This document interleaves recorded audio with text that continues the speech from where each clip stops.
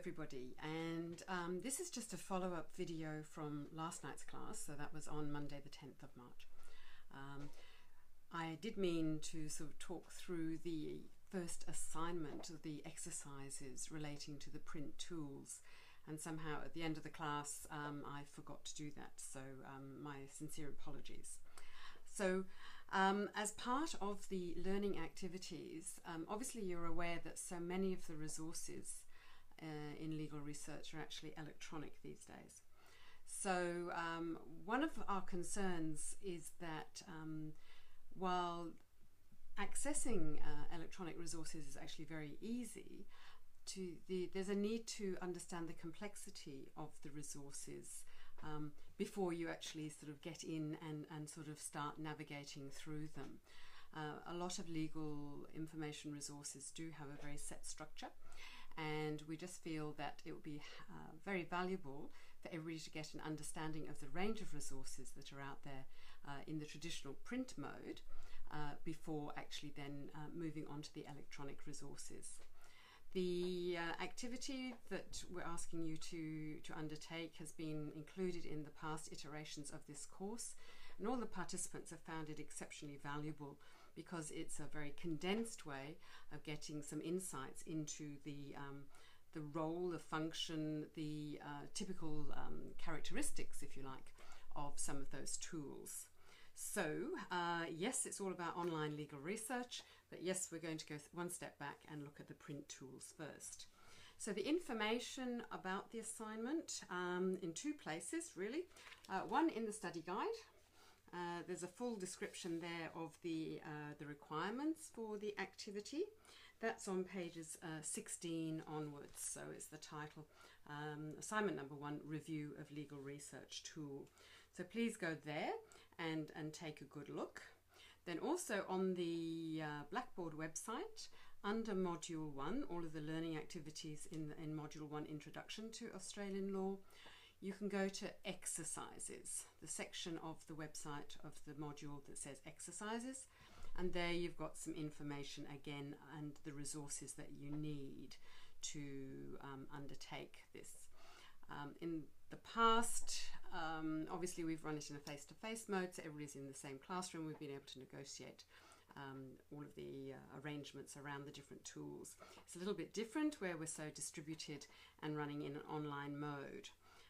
So there's two aspects of things that you need to cover. One, you need to be able to select a tool, the type of resource that you would like to review. And then secondly, you need to sort of consider the type of evaluation criteria that you might use. Your requirements for the assignment, we want you to do a 5-minute presentation so that you explain to everybody else your understanding of the resource that you evaluate. And secondly, then there's a written report where you sort of prepare a short written thing. There were some questions about the length of that. There is no particular word count. The word count would depend, the length of the document would depend obviously on the type of resource that you do select, whether it's a very small sort of like a dictionary, for example, or whether it's as large as an encyclopedia. So there will be some sort of flexibility in terms of the length.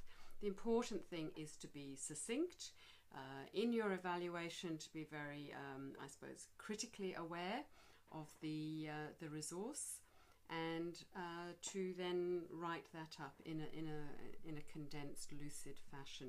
You can include sort of photocopied images in there, sort of inserted in anything that you'd like to do to illustrate any aspect that you feel is important. So the deadlines for those, we want to run the seminar, so you'll be all participating in that seminar through Collaborate on that's the week of the 24th of March, so either on Monday the 24th of March between 6 o'clock and 8 o'clock Brisbane time, or on Wednesday the 26th of March, and that's between 10 and 12 on Wednesday morning. So the written report is then another week later. The due dates for that are either Monday the 31st of March if you're the Monday class, or Wednesday the 2nd of April. So if you've got any queries about that, if you've got any major concerns about those deadlines, please get in touch with me so that we can consider it. Now, some of you may not be able to attend the class itself, the online class, on either Monday or Wednesday. You do have the option then to actually make a little YouTube video, much as I'm doing here, to then present your 5 minutes of evaluation to everybody that way. So we can use the technology to the best of our ability. So what tools? On both the Blackboard site and in the study guide, there's a list of the typical titles of the tools that we'd like to be reviewed.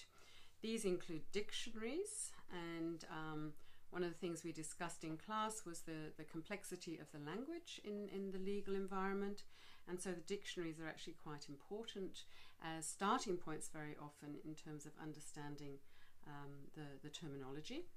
There's also some other resources which are considering the words and phrases. That looks at the legal definitions of certain words and phrases, how they're used in either legislation or how they've been interpreted in case law. Then there's a series of digests, so Australian Digest, Australian Current Law, legal encyclopedias, so Holsbury's Laws of Australia and the Laws of Australia. So different publishers have got their own titles. Then there's a few resources, and these will be different in different jurisdictions, in different states. Our list here has the Commonwealth Statute annotations and the Queensland legislation annotations and related documents around that, resources around that. In your own state, if you're in New South Wales or Victoria or Tasmania, there's likely to be some other similar resources. So I'd encourage you, they're not on the list, but I'd encourage you to look at whatever is relevant to the environment that you're going to be working in. There are also some case annotations, case citators, which relate to case law. So people looking at those can explain how those tools work, when they might be used. There's also an encyclopedia of forms of precedence, which sounds rather interesting. Somebody might like to look at that. And then lots of other publications around the parliamentary debates, so we refer to them as Hansard, government gazettes, and an index to legislation. Or in your discussions with the mentors, for example, they might sort of say, oh, this is a really interesting resource, you might like to do that. So basically, there's your list. It's on both the study guide and on Blackboard site. And then on the next page, there's just a sample of evaluation criteria.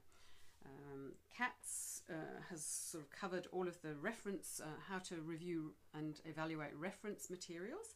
And the criteria that he presents really make, I think, a lot of sense. They're quite appropriate to evaluate the tools. However, you may find that you've got access to another range of evaluation criteria that you'd like to consider. QUT considers the authority, so the authorship, if you like. What are the credentials of those, the people putting this resource together? Who's the audience? And this might be different in different cases. So, you know, who would be likely to use the resource and why? What's the purpose of the resource? Okay, to look at it from that angle. And then obviously you need to consider the content. What does it cover?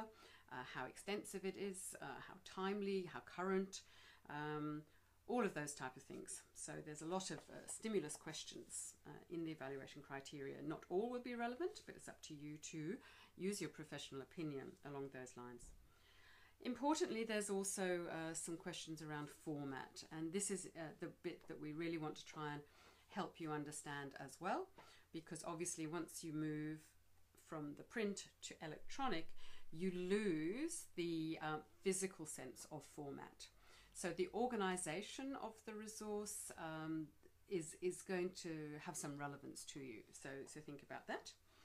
There is a question there about cost. Obviously, libraries have to consider the different costs of these things. Some costs will be, you can just find out from a bookshop if it's a dictionary, for example. However, a lot of the other resources are subscription based, and those subscription prices will vary according to consortial payments and arrangements and all sorts of different things. So you don't really need to have an exact price. You know, you could almost have, so yes, it's an economic resource through to it's obviously going to be a very expensive one. So those are things that for you to consider. Then in the study guide there are, which is QUT practice, there's the criteria for assessment, which gives you some guidance as to what we're looking for when we're marking, to consider the quality of the work that you present. So we look there obviously at the critical analysis, your professional opinion around the content and format particularly, and then there's also for the oral presentation, your oral presentation skills, and then written communication skills. We cover all of those. So what do you need to do next? Basically, you've got to decide which resource you are going to use. We do have the 2 classes, so that gives us the opportunity for people to sign up for either the Monday class or the Wednesday class. Some things are not listed there, as I say. There's you can add different resources from your jurisdiction. So the listing, the sign-up sheet, that is available through Dropbox. And on the Blackboard site, there is a link through to that, and I will also put it up on the Facebook site and send you an email around that. So you'll be able to link through the URL to the Dropbox site, and then you're required to download the document, enter your details, save it, and then re-upload into Dropbox. If you haven't used Dropbox before, this is an opportunity to learn about sharing documents, basically. So good luck with that. Hopefully that's all fine. So if there are some concerns that 2 people really want to do the same resource, then we'll have to sort of work out what the best way to do that is. It might be that if you're not able to attend, if you're in the Monday group and you're not able to attend, you could actually do a presentation by video, for example, which we can then show in the other class on the Wednesday. So yes, this is going to require a little bit of negotiation and coordination, but hopefully we'll get it to run as smoothly as possible. So that's probably all I can explain about it now. If you do have any questions, probably the best thing is to post your questions to the Facebook site so that other people who might have the same query can see the question and also the responses, and we will take it from there. So you've got a couple of weeks to do that. To find the resource, if you're not working in a law library, then that may involve moving into sort of going to visit the university law library at your local university. State libraries would hold a lot of these resources.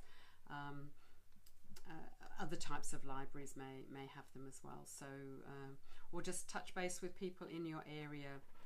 We will be sort of putting together a list of the participants and their locations so that you'll be able to find out who is in your area. We'll do that once we've sort of talked to the mentors as well. So you might be able to sort of develop a study group locally, so study buddies. Okay, so hopefully that makes sense. As I say, any questions, put them on the Facebook site, and yeah, enjoy the process. The value, as I mentioned at the beginning, the participants all get an amazing opportunity to learn in the 2 hours of the seminar, basically this full range of resources. And don't forget, we'll sort of we want only 5 minutes, maximum 5 minutes for your presentation, so you need to have it short, sharp and snappy and really relevant to your own audience on the day. Okay, thank you very much, and we'll see you very soon.